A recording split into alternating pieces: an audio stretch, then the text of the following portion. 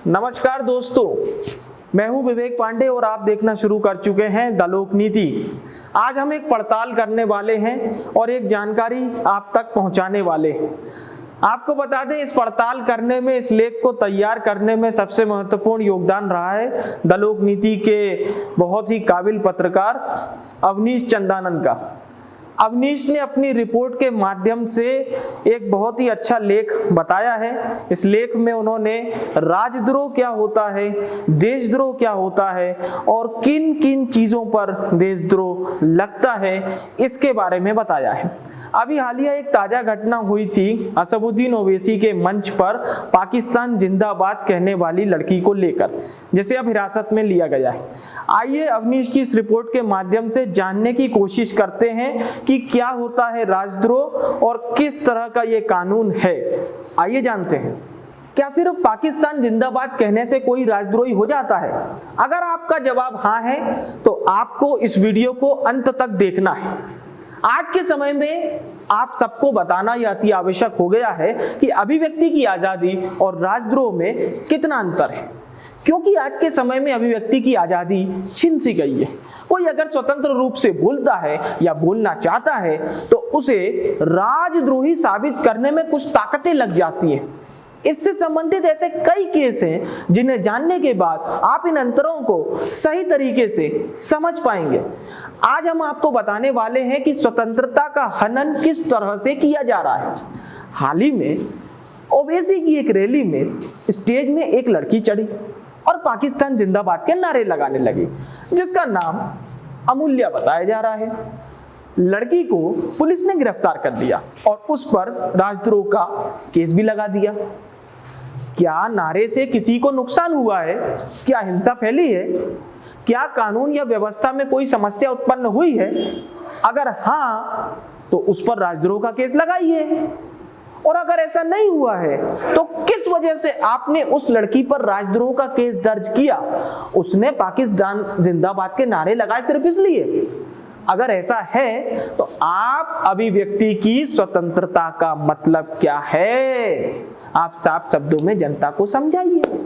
क्योंकि जो supreme court ने बोला है उससे उस लड़की यानी अमूल्या पर राजद्रोह जैसा केस बनता ही नहीं। चलिए अब आपको थोड़ा सा पीछे ले चलते हैं और समझाते हैं कि अभिव्यक्ति की आजादी शब्द को कहां से लिया गया और उसके मायने क्या हैं और किन हालातों में आप किसी को राजद्रोही बोल सकते हैं। अभिव्यक्ति की आजादी क्या है और क्या सही मायने में पूर्ण आजादी प्राप्त है? भारत का संविधान एक धर्मनिरपेक्ष, सहिष्णु और उदार समाज की गारंटी देता है। संविधान में व्यक्ति की स्वतंत्रता को व्यक्ति के मौलिक अधिकारों का सबसे महत्वपूर्ण हिस्सा माना गया है। अभिव्यक्ति की स्वतंत्रता मनुष्य का एक सार्वभौमिक और प्राकृतिक अधिकार है और लोकतंत्र सहिष्णुता में विश्वास रखने वाले लोगों का कहना है कि कोई भी राज्य और धर्म इस अधिकार को आपसे नहीं छीन सकता है। अभिव्यक्ति की आजादी को भारत में संविधान के भाग 3 के मौलिक अधिकारों में रखा गया है। इसे अमेरिका के संविधान से लिया गया है। अभिव्यक्ति का अधिकार हमारे संविधान के अनुच्छेद 191A के तहत दिया गया है। इसके तहत हर व्यक्ति को अपने विचार व्यक्त करने और अभिव्यक्ति के अधिकार मिले हुए हैं। यह अधिकार मूल दायरे के अंतर आता है, लेकिन यह अधिकार पूर्ण अधिकार नहीं है। इस पर न्यायोचित रोक लगाई जा सकती है। अधिकारों के साथ प्रतिबंधों की भी व्याख्या संविधान के अनुच्छेद 19(2) में ही की गई है। अनुच्छेद 19(2) के तहत देश की संप्रभुता की रक्षा, देश के निष्ठा की रक्षा, देश हित को बनाए रखने के लिए, विदेशी रिलेशन को प्रोटेक्ट करने के लिए और पब्लिक ऑर्डर को बरकरार रखने के लिए कानून का इस्तेमाल कर अभिव्यक्ति की आजादी पर रोक लगाया जा सकता है। तो अभी आपने अभिव्यक्ति की आजादी को जाना। आइए जानते हैं क्या होता है राजद्रोह का कानून। राजद्रोह जानने से पहले यह जानना आवश्यक है कि आईपीसी की धारा 124A क्या कहती है। कोई भी व्यक्ति अगर देश के खिलाफ लिखकर, बोलकर या संकेत देकर या फिर अभिव्यक्ति के जरिए विद्रोह करता है या फिर नफरत पैदा करता है तो केस आईपीसी की धारा 124A के तहत दर्ज किया जाता है।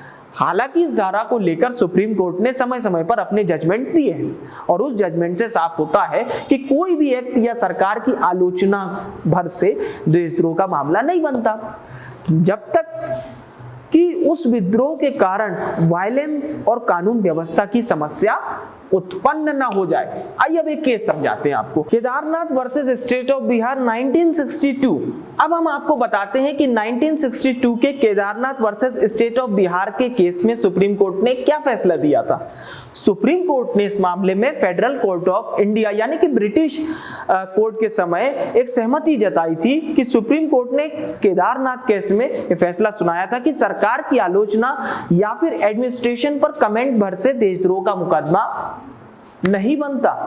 सुप्रीम कोर्ट ने धारा 124A के दायरे को सीमित करते हुए कहा कि वैसा एक्ट जिसमें अव्यवस्था फैलाने या फिर कानून व व्यवस्था में गड़बड़ी पैदा करने या फिर हिंसा को बढ़ावा देने की प्रवृत्ति या फिर मंशा हो तब ही एक्ट देशद्रोह का बनेगा। कौन कह रहा है? Supreme court. 1995 में Balwant Singh versus state of Punjab के केस में सुप्रीम कोर्ट ने व्यवस्था दी थी कि महज नारेबाजी किए जाने से राजद्रोह का मामला नहीं बनता। सुप्रीम कोर्ट ने कहा कैजुअल तरीके से एक दो बार कुछ लोगों द्वारा नारा लगाया जाना भी राजद्रोह नहीं है। आपको बता दें कि पब्लिक सर्वेंट ने देश के खिलाफ नारेबाजी की थी और खालिस्तान के फेवर में नारे लगाए थे। सुप्रीम कोर्ट ने कहा था कि दो लोगों द्वारा दो बार नारेबाजी करने से देश को थ्रेट का मामला नहीं बनता, बल्कि कुछ और बढ़कर ऐसी हरकत की गई हो जिससे देश और समुदाय के खिलाफ विद्रोह और नफरत पैदा हो तभी देशद्रोह का मामला बनेगा।